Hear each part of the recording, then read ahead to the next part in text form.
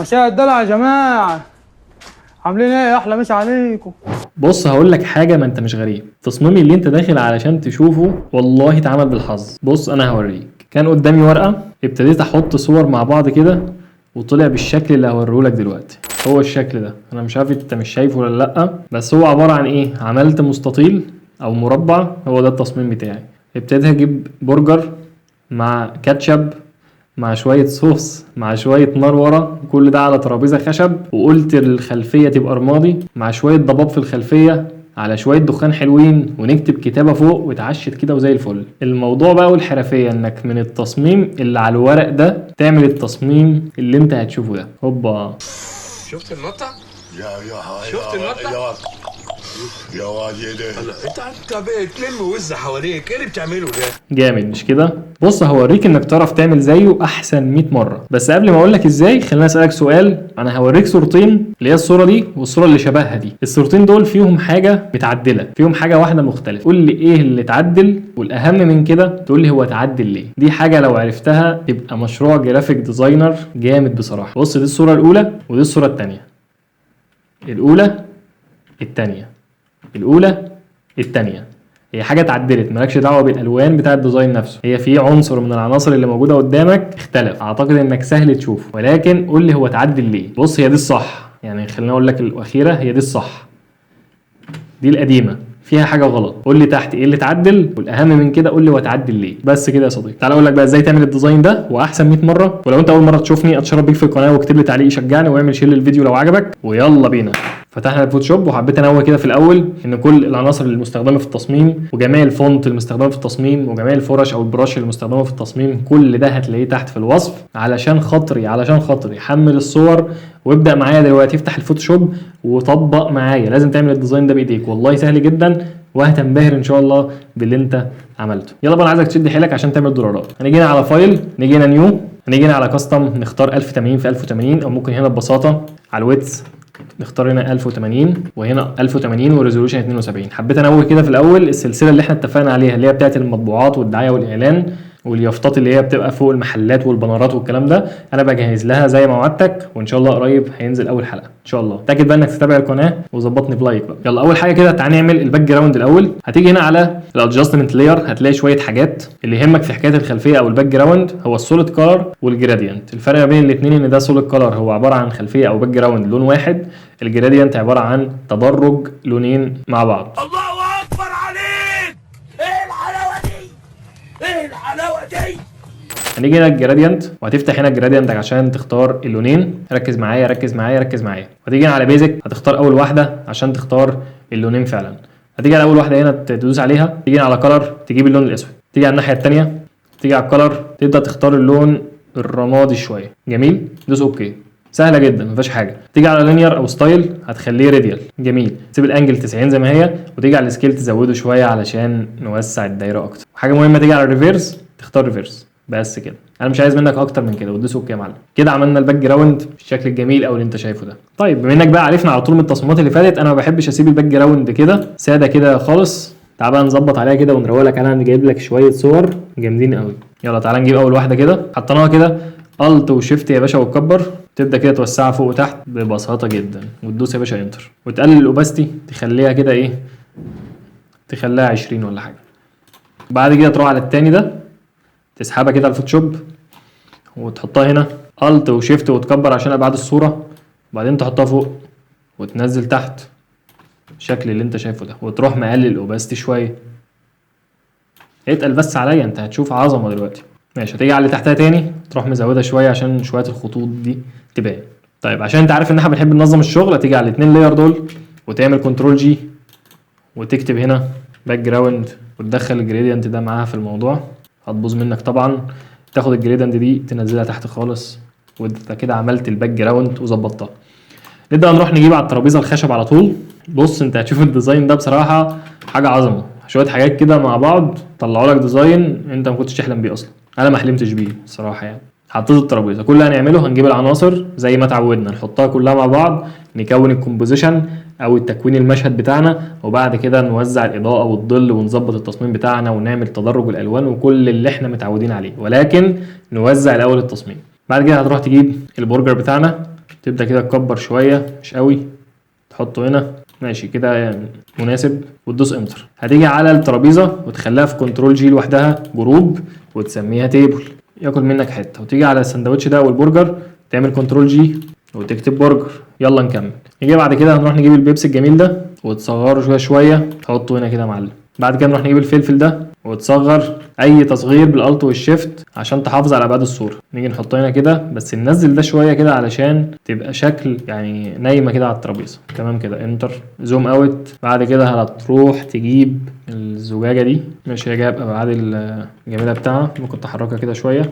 بعد كده نروح نجيب الصوص. بص اتقل معايا، بس احنا الديزاين يعتبر يعني خلص، تكوينه خلص، ولكن الشويه اللي جايين هم اللي فيهم بقى الموضوع كلها. بس هنحطها هنا كده الشكل اللي انت شايفه ده. طيب كفايه بقى علينا كده، هيتفضل لنا بس التكست في الاخر واللوجو بس كده. عايزين بقى يا باشا نعمل دمج كده الديزاين ده ونطلع كده بحاجه زي اللي انت شفتها في اول الفيديو. طيب تعالى نعمل بقى الكام لاير دول الاول قبل ما نبدا. كنترول جي ونسميها هنا بيبسي، ماشي. هتيجي تسميها هنا فلفل، وده هتسميه صوص. كنترول جي، كنترول جي بتعمل جروب. تمام كده. ممكن تيجي طبعا على اللاير 0 دي وتمسحها، يبقى انت كده نظمت الشغل بتاعك، كل حاجه في لاير. يلا بقى نبدا كده، بسم الله الرحمن الرحيم. هنيجي على التيبل كده الاول، نفتح بقى ايه اللاير بتاعتنا. هتبدا تيجي تقف هنا وتعمل لاير. هتعمل هنا اللاير دي كليب، هتيجي ما بين الاثنين لاير وتدوس الت، هيظهر لك السهم ده، كليك شمال، عملنا كليب. يعني ايه كليب؟ اي حاجه هرسمها في اللاير دي هتظهر في اللاير دي فقط. طيب وانا واقف على اللاير اروح بالبرش حرف البي واختار هنا اللون الاسود، اكبر الفرشه شويه وابدا امشي هنا كده زي ما انت شايف كده. ممكن اعيد واحده كمان واقلل الاوباستي شويه. انا بعمل ايه؟ بضلم الجزء ده علشان اخلي الديزاين كله تركيزه على العنصر بتاعنا الجميل ده. طيب بعد كده هروح هنا على الادجستمنت لاير، اجيب البرايتنس اند كونتراست وادوس عليها، واجي هنا على الكليب وادوس واحده وابدا اقلل البرايتنس وابدا ازود الكونتراست شويه وارجع تاني. وانا واقف على اللاير البيضاء او اللاير ماسك ده هتعمل كنترول ايه عشان اعكس الماسك كده. رجعنا تاني زي الاول، هندوس على البرش، هنجيب البرش ونتاكد ان احنا في اللون الابيض، وتبدا تمشي على الجزء ده. ارجع تاني، قلل الاوباستي وقلل الفلو وامشي كده ايه على الحاز ده بس كده يا باشا. ده كده اللي انت عملته جميل. هتعمل ايه تاني؟ هتيجي على اللاير اللي جنبها او الادجستمنت لاير اللي جنبها وتعمل ليفل. هتيجي تحت تعمل كليب ماسك، تبدا تلعب بقى يا باشا في الالوان دي عشان تغمق الترابيزه اكتر. ده هتفتحها بس يا باشا بالشكل الجميل قوي ده. لو انت شايف الجزء اللي هنا اتحرق ببساطه خالص، هتيجي على البرايتنس ده وتقلل الاوباستي بتاعتها شويه، وتيجي على اللاير اللي تحت وتقلل الاوباستي بتاعتها شويه بالشكل الجامد قوي اللي انت شفته ده. كده يا معلم الترابيزه خلصت، ودي الترابيزه زي ما احنا شفنا غمقناها كده بدل ما كانت فاتحه وكانت شكلها مش حلو. طيب بعد كده هروح على البرجر بتاعنا، نفتح الفولدر ونيجي هنا نقف عليه، نعمل لاير، ننزل اللاير تحت عشان نبدا نعمل الشادو، وبالبي البرش نجيب لنا اللون الاسود، وتيجي هنا كده تخبط واحده اتنين ممكن تلاته اربعه لحد ما تتقل كده معاك. بعد كده كنترول تي وتكبر كده شويه، تبدا كده تبططها تحت وتسحبها يا معلم تحت كده تحت البرجر زي ما انت شايف، وتكبرها بالشكل الجامد قوي ده. طيب حلو قوي كده. ده الشادو اللي احنا عملناه ببساطه خالص. طيب هعمل ايه تاني بقى عشان الشادو ده يبقى منطقي؟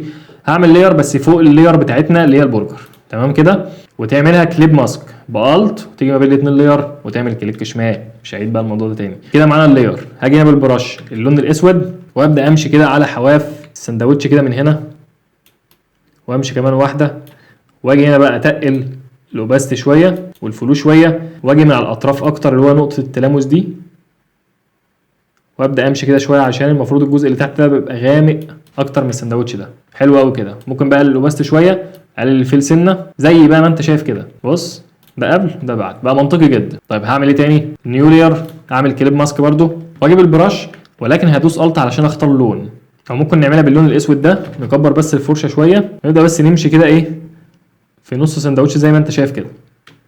طيب هعمل ايه بعد كده؟ هتيجي على نورمال تخليه اوفرلاي، وبعد كده تقلل الاوباستي بقى شويه قوي، سيب سنه صغيره بس كده ايه بتاع 30% كده ولا حاجه. طيب ايه الفرق؟ ده قبل وده بعد. ضلمت الحته اللي في النص دي خليتها منطقيه اكتر. ممكن نيجي على الشادو اللي هو تحت ده عشان حاسس ان هو كتير، تقلله كده سنه زي ما انت شايف كده. طيب بعد البرجر هنروح على البيبسي، هنيجي نقف هنا ندوس لاير ننزلها تحت بالبرش. عايزك بقى تعيد معايا الخطوات دي على طول. تخبط واحده اتنين كنترول تي. كتر الاعاده دي هتخلي التطبيق معاك سهل وهتثبت معاك ان شاء الله، مش هتغلط فيها تاني وهتعملها بشكل كويس قوي. تبططها كده اكتر تحطها هنا برضه، هتيجي فوق اللاير وتعمل نيو لاير وبعد كده نعمل الت عليها عشان تبقى كليب ماسك. مش عارف اللاير دي كانت تحت ليه، تعال ندخل اللاير دي هنا تمام كده. هنيجي بقى على اللاير الجديده اللي هي فوق وهتيجي برضه ناحيه تحت وتسود الجزء ده شويه بس كده، مش عايز اكتر من كده بالشكل اللي انت شايفه ده. بتبان طبعا كويسه جدا. بعد كده نعمل لاير تانية برضه، نعمل هنا كليب ماسك وتيجي على الجزء اللي في النص ده وتشد كده شويه وتيجي نخليها اوفرلاي تخليها. هتقولي دي بتفرق في ايه؟ هقول لك يا عم جرب وشيلها كده حطها تاني هتلاقيها بتفرق جدا. طب ده هعمل ايه؟ لان انا هاجي اعمل مصدر اضاءه من ناحيه ورا، فطبيعي جدا يكون الجزء الامامي ده غامق والاطراف هي اللي فاتحه او عليها اضاءه. نفس السندوتش اللي انا عملته هيبقى نفس كل العناصر. بعد كده نقفل البيبس ونروح على الفلفل. بص الفلفل في الاول كده في خط ابيض او في حز ابيض باين عليه، طبعا كنا عملنا له حلقه قبل كده في اساسيات الفوتوشوب، ممكن ابقى احط لك في الكارد هنا لو انت ما تعرفش تشيل الحز الابيض اللي موجود حوالين العناصر. ببساطه خالص هتيجي هنا على السمارت اوبجكت نحولها راسترايز لاير الاول، وهتيجي هنا على اللاير هنا هتدوس كنترول هيظهر لك الخط سيلكشن ده اللي هو المربع اللي عليه خط منقط ده، كليك شمال هيحدد الفلفل بالشكل ده، وهتيجي على سيلكت موديفاي تعمل كونتراكت وهتقول له 1 بكسل وتقول له اوكي. بعد ما تعمل ده هتلاقي السيلكشن دخل جوه شويه، وهتيجي هنا تدوس على الماسك هيبدا يشيل الخط الابيض معاك. بعد كده تيجي عليها تحولها كونفيرت تو سمارت اوبجكت ظهر معانا كده بالشكل ده وزي الفل. طيب عايز اعمل الظل، خلينا نعمل الظل بطريقه تانية غير الطريقه اللي احنا شفناها، عشان دي بتيجي للحاجات اللي هي مدوره او حاجات اللي هي مربعه شكلها مستقيم شويه، اما الفلفل ده هيتعبني اكتر. هقول لك بقى على طريقه افضل بكتير. هناخد منها كنترول جي كده بقى معانا نسختين، هنيجي على النسخه اللي تحت وتعمل كنترول تي عليها وتبدا تنزلها تحت، تبدا تنزلها تحت كده ايه واحده اتنين مثلا، وبعد كده تيجي عليها هيو اند ساتوريشن هنا وتعمل كليب ماسك برضو، وتيجي على اللايتنس ده تخليه اسود خالص كده. انت شفت ايه اللي حصل في اسود تحت الفلفل، ولكن طبعا هو شكله مش ظل. طب عايز اظبطه هعمل ايه؟ هتيجي على اللاير اللي هي تحت اللي احنا لسه عاملينها وتيجي هنا على فلتر بلور جاسيون بلور وتروح مزود البلور شويه لحد ما يبان معاك ان هو بقى كويس قوي. ممكن تدوس هنا اوكي وظهر بالشكل ده. بص ده قبل عشان البكسل ده قبل وده بعد، بص ظهر وشهاده من غير ما تعمل اي حاجه يعني. طيب ده الفلفل كده، تعال نروح على اللي بعده.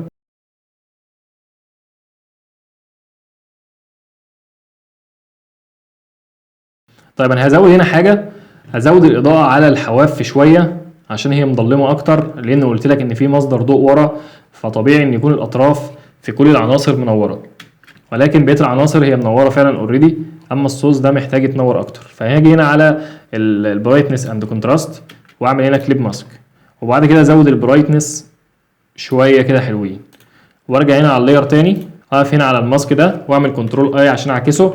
رجعنا زي الاول. هروح للبرش وباللون الابيض علشان ابدا ارسم وامشي على الحواف. ممكن اصغر الفرشه كمان شويه، امشي على الحواف دي هتلاقي فعلا بيبدا يرسم خط ابيض معاك.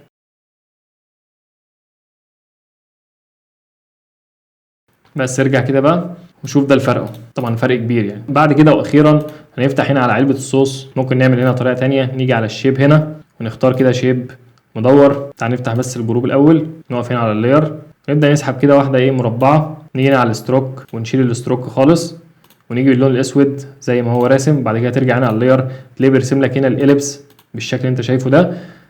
كنترول تي تبدا تاخده كده ايه تحركه تحطه تحت علبه الصوص، بس تخلي الاليبس ده تحت، وبعد كده تبدا تحركه تخليه يا دوب تحتها كده شويه، وبعد كده عايزين نخليه يبقى ديستريبيوتد اكتر او موزع اكتر. هتيجي هنا على فلتر بلور موشن بلور وتقول له ماشي كونفيرت تو سمارت اوبجكت، ويبدا بقى قلل شويه. ولكن هنا حاجه مهمه، ما تخليش الزاويه دي 90، لا انا عايزها 0 عشان يعمل الحركه في الاتجاه الافقي، يبقى التوزيع جاي له في الاتجاه الافقي مش الراسي. بس كده كويس حلو قوي اوكي. برضو اداك نفس النتيجه. عشان نغير برضو طريقه الشادو اللي احنا عملناها يبقى معاك اكتر من طريقه، وهتيجي على اللاير اللي هي العلبه هنا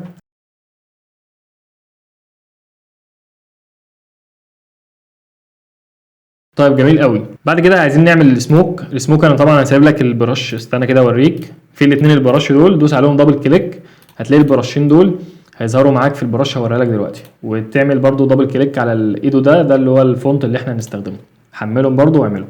طيب عايزين نعمل بقى السموك ده. هتيجي هنا على الباك جراوند تاني، تمام كده. عملنا الخلفيه اللي هي الخطوط وعملنا الدخان. هتيجي هنا على اللي تحت اللي هي الخطوط ده وتعمل نيو لاير عشان هنرسم بقى سموك. انا عايز السموك يبقى في وسطهم على طول. هتيجي البرش، لو دوست كليك يمين وسطبت الاثنين اللي انا قلت لك عليهم هيظهروا لك هنا. تلاقي كل فولدر فيه هنا سموك اللي هما الاثنين اللي انا سايبهم لك. هنيجي هنا على السموك الاول، انزل كده. تعال الاول بقى نختار مثلا مش لون اسود عشان يبان، ممكن نختار اللون الرمادي ده يكون فاتح شويه. ماشي حلو قوي. برضو واحده هنا. وتعال نغير السموك شويه، ممكن نجيب واحد تاني. انا ليه خليتها ورا؟ عشان تبقى ورا السندوتش بالشكل ده، بلاش التانيه دي. يبقى كده تمام قوي. وعملنا جزء كده وتقلل الاوباستي شويه، عايزه خفيف بالشكل اللي انت شايفه ده.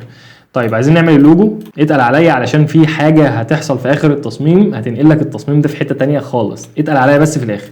هنجيب هنا اللوجو عشان احنا بنفنش، فاضل لنا بس التكست. اللوجو ده هنطلعه فوق خالص لوحده ونقفل بقى الباك جراوند ده. تعمل كنترول تي عليه وتصغر كده شويه، تحطه هنا يا معلم. بص بقى الحته اللي جايه دي، تيجي تقف هنا تحت على علبه الصوص وتيجي هنا على الشيبس اللي احنا لسه عاملين فيها ونختار الراوندد ريكتانجلر تول وتعمل كده ايه واحده كده تحت هنا وتخليها باللون الابيض. خليها هنا باللون الابيض بالشكل الجامد اللي انت شايفه ده. وتعمل هنا الاثنين كنترول جي برضو اشمعنى جت عليهم وتكتب هنا ايه اللوجو. ممكن كنترول تي وتصغرها شويه عشان حاسس انها كبيره بالنسبه للتصميم. تصغرها كده وتحطها هنا في جنب كده زي الفل يا معلم. نيجي بقى بعد كده نعمل التكست بتاعتنا. يلا بعد ما تحمل الفونت على طول هتجي لي هنا باللون الابيض عشان نعمل التكست اللي هو الكبير. نجيب هنا التكست وندوس كده ونكتب هنا برجر. شفت الفونت عامل ازاي؟ جامد بصراحه. ماشي ممكن نكبره شويه. انا نطلعه فوق عشان في هنا بينتنج هنعمله. بعد كده تعمل كنترول جي وممكن تطلعه فوق هنا كنترول تي. نكتب الكلمه اللي هي فوق هنا صغيره، دبل كليك عليها ونكتب هنا نيو. ولكن تعال نغير لونها نخليها لون، نجيب هنا اللون الاصفر هيبقى جامد بصراحه. التكست ده ينقل التصميم في حته تانية. ونيجي نحطه هنا على الطرف. بعد كده هتيجي على نيو ده ونعمل كنترول جي ونسحبه هنا كده ونكتب هنا سوبر ديليشيوس وتخليها هنا باللون الاسود علشان هنعمل لها تحت شيب كده اللي هيبقى بالبينتنج، هيبقى باللون الاصفر. الاثنين هيبقوا واكلين جدا مع بعض. وهتيجي هنا تحته تحت الكلمه وهتعمل هنا تكست وتيجي بالبرش فولدر التاني اللي هو اسمه بينتنج. هتدوس عليه دبل كليك برضه هيظهر لك هنا. هنختار رقم 20. رقم 20 ده انا جربته لقيته كويس.